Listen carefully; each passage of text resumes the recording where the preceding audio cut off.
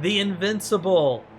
Absolutely fantastic game. We just finished playing it, and now, as promised, the epilogue. We're gonna read the comic book of the journey that we took to get to the end of the Invincible, which I'm just now realizing has multiple meanings. The title, but we'll get to that when as we read the comic book, maybe.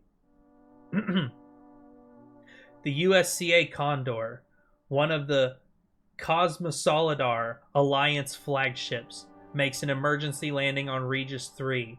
During the prolonged repair, part of the crew sets out to scout the planet. One of the convoys stumbles upon a high radiation area where the Alliance discovers fossilized remains of living organisms. It's clear evidence that Regis III wasn't always lifeless. The Condor crew finds metal structures of an artificial origin. In order to move the field base, the Alliance melts these structures in rock formations with antimatter. Members of the Alliance explore the metal city. The Alliance men carry mysterious samples out of the tunnel. See, it's funny reading this. I'm realizing that there might be parts that I missed by not going out and finding the hidden things. Like maybe there are things I inadvertently skipped over. It's just more reason to do multiple playthroughs. Unexpectedly, the Alliance machines turn against their own masters. The Dragonfly, a small research unit of the Interplanetary Commonwealth with a crew of 6, travels the distant regions of space. After visiting many worlds and exploring numerous planets, the research mission comes to an end. However, on the way home, there's one more task waiting for the crew. Despite the risk, astrogator Novik undertakes the extraction of a rare and extremely valuable mineral himself. Novik gets the mineral, but at the cost of a broken leg and immense pain. The astrogator's accident doesn't stop the crew from happily celebrating the end of the research cycle. It was a time of creating deep bonds and feeling unstoppable. Victorious, they set a course for home and go for a well-deserved rest in the hibernation chambers. The Dragonfly crew is awakened from hibernation in emergency mode after the ship came close to a mysterious planet, Regis III. Despite their evident concerns, Novik doesn't immediately reveal the details of this unexpected mission. Regis III appears to be of no research value, yet the Commonwealth's rival faction, the Alliance, is sending its most powerful unit there, the USCA Invincible. Although the planet has desolated and lifeless surface, its oceans are teeming with life that for some reason didn't move to land during the process of evolution. Crew members take a commemorative photo with the living aquatic organisms. Before the radio contact disruption, the Commonwealth probe detected nothing strange except an unusually strong EM field. Astrogator Novik decides to send Dr. Yasna to the planet's surface in order to find the crew. While looking for companions, Yasna comes across metal bushes and she is suddenly paralyzed by terrible headache. Dazed, she stumbles and falls off of a cliff. Yasna regains consciousness from her fall and sees a cloud of metal flies. Yasna, the Dragonfly's astrobiologist, wakes up all alone, disoriented, and amnesic? I don't know, man. In an unfamiliar place, she hopes that someone is still receiving her messages despite the connection issue. Yasna discovers that she is on a desolated planet called Regis III. Wanting to learn more, she heads to a nearby camp of her crew. When a challenge arises, Yasna handles it with due caution and prudence.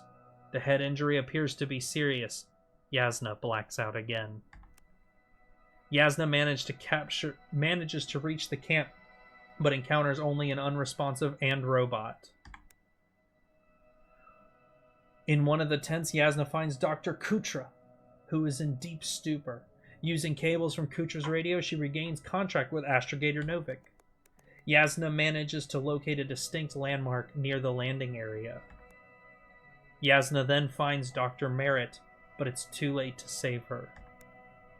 Yasna encounters yet another crew member, Koval. He's alive, though he exhibits symptoms of the same stupor as Dr. Kutra. Yasna carries him to the lander. Yasna restarts the Commonwealth's probe, which from now on accompanies her in further journey. She also decides to give the device a new name, Luna! I miss Luna. What a great robot Luna was. The lander returns to Dragonfly with Artie and secured crew members on board. Despite being transported to the lander by Artie, Karuta passes away. Unfortunately, short after Yasna has left the camp, he had a tragic accident. It took too long for the robot to reactivate before it could take care of the doctor. Yasna talks to Novik about the future of cybernetics. She is concerned about the rapid development of autonomous systems. According to her, robots can quickly become a threat to humans. Yasna doesn't find Dr. Gorski in his last known position. To continue the search, she enters an area with limited radio coverage. Yasna recalls that she saw similar metal bushes before, at the very beginning of the mission, just before the accident and her memory loss. Yasna finds Gorski's rope. She slides down it but gets stuck a few meters above the ground. Having no better choice, she follows Novik's advice and descends on the probe.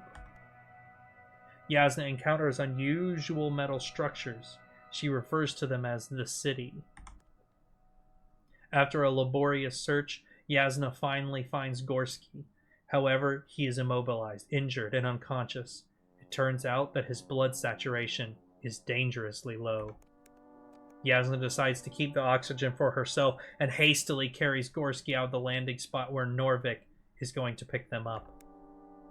Yasna sets up the relay necessary for the landing procedure. Suddenly, the ground collapses under her and Yasna falls into the very depths of the city. Cut off from radio communication with Novik, Yasna tries to get back to the surface. Yasna manages to regain contact with Novik.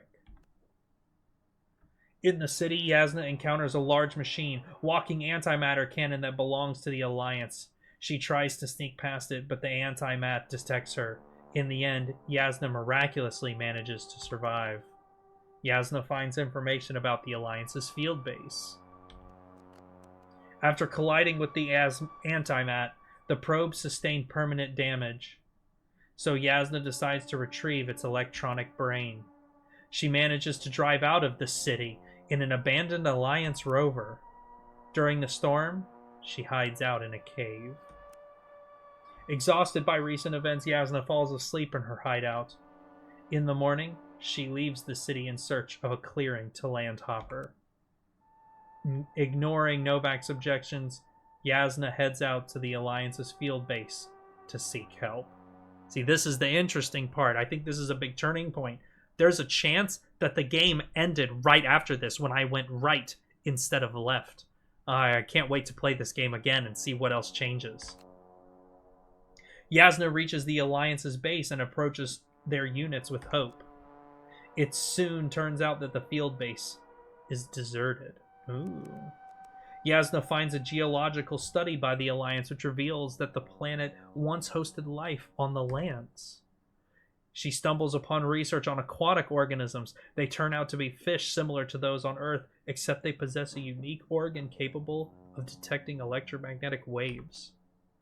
Thanks to the alarm recording device, Yasna discovers that the direct cause of Gorski's death was hypoxia. Novik hid this fact from her. Yasna feels guilty. She discovers the destination of the last convoy that left the field base. She sets off after, realizing that there may be a chance to find other people. When she locates the convoy, she finds out that everyone is dead. There had to be a fight beforehand. The Antimat's logs showed the Alliance's machine turned against their masters. The Alliance was particularly interested in the fruits growing out of these metal bushes. Yasna decides to get some of the Commonwealth's research.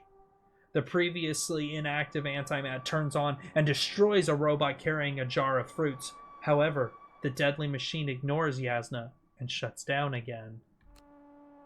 While searching the convoy's vehicles, oh, you see, I realize now it wasn't shooting the robot. It was shooting the flies the robot was carrying. Oh, very interesting. While searching the convoy's vehicles, Yasna discovers that fruits can fly and generate an electromagnetic field. The Alliance called them flies. Yasna finds an active Alliance probe, which from then on accompanies her on her further journey. In one of the transports, Yasna discovers containers with flies. Wanting to see how they work, she inadvertently lures a huge swarm of microbots. While escaping, Yasna is knocked unconscious, but memories of her first encounter with the cloud come back to her. Yasna notices the silhouettes of living people near the balloon. Even though Novik doesn't believe her, Yasna goes there. After analyzing the balloon logs, Yasna confirms the presence of humans in the area. She also discovers the potential location of their hideout. Yasna meets an armed man who takes her prisoner. The stranger leads her to his hideout, where she meets two other men in a deep state of stupor. Both fell victim to the cloud. Yasna provokes Rohitra to talk to her, but she fails to convince him of her innocence. He remains distrustful and vigilant. She manages to sneak out of the Alliance's hideout and follows route to the Condor. Yasna finds the evacuation transporter with remaining survivors, all dead after they failed to reach the Condor. It appears that Rohitra is waiting for help that will never come. Yasna returns to Rohitra, who no longer remembers her. This time, however, she's able to persuade him and proves that no one will come to their rescue. Deeply shaken, Rohitra provokes a fight with the cloud. Rohitra and Yasna fight the cloud using a force field and antimatter cannons. Despite many losses, the cloud manages to break through the field, so they are forced to flee in a damaged saucer. God, this story is so 60s. I fucking love it. The saucer crashes near the Condor and Yasna is knocked unconscious. After waking up, the scientists discover that she is alone. Rohitra, who has already boarded the ship, is not willing to help Yasna, so she must find a way to the upper deck on her own. Once she reaches the Condor's bridge, Yasna assists Rohitra in fighting the cloud with the Cyclops. To Rohitra's utter shock, the cloud defeats the Cyclops. Rohitra proposes a nuclear attack on the cloud, but Yasna manages to dissuade him from the idea. Yasna boards the lander after throwing away the jar of flies. What a story.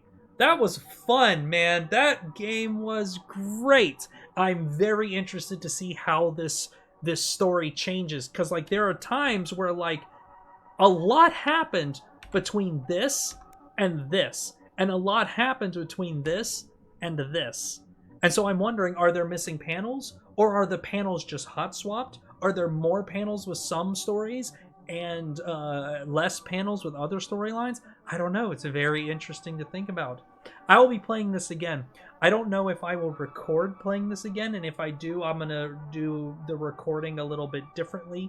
The episodes will probably be shorter in that every time there is a black transition screen, or every time she closes her eyes, I will actually stop the recording, save, quit, and load back in, so we get these like last time on panels like we saw in the first playthrough. But I don't know. I haven't decided yet. I might redo the playthrough. I might not. But regardless, what a fantastic game. Until the next one, I'll catch you guys later.